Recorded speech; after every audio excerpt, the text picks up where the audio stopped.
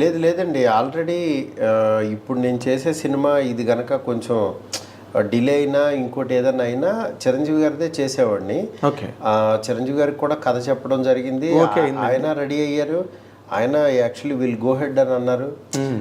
అంటే మంచి ఆయన కైండ్ ఆఫ్ ఒక డిఫరెంట్ ఫిల్మ్ ఒకటి చేశాను అనమాట. డెఫినెట్ అంటే మామూలుగా సోషల్ సబ్జెక్ట్ అండి, ఫ్యాంటసీలు ఏం కాదు సార్, జనరల్ సబ్జెక్టే. జనరల్ సబ్జెక్టే. బట్ ఆయన కైండ్ ఆఫ్ టింజ్ ఆయన మళ్ళీ మనం చూసుకున్న ఫీలింగ్ ఉంటుంది. ఓకే. మన చిరంజీవి గారిని టైమింగ్ నేను చెప్పేది మెయిన్, ఆయనకుండే ఒక గరణముడు ఒక టైమింగ్ ఉంటుంది కదా. అవును. ఆ కైండ్ ఆఫ్ టైమింగ్ లో ఇంగ్లీష్ ఇస్తరాకులు కట్ట. అవును. కొన్ని డైలాగులు ఆయన చెప్తే, ఆయన నోట్లో చెప్తేనే బాగుంటాయండి. ఆయనే కదండి, నేను చూస్తున్నా కదా, ఒక్కొక్క స్టార్ కి యాక్చువల్ గా ఒక్కొక్క ఇది ఉంటుంది, ఒక టైమింగ్, కోడ్ ఉంటుంది. అంటే ఆయన వాళ్ళ యాటిట్యూడే సినిమాకి.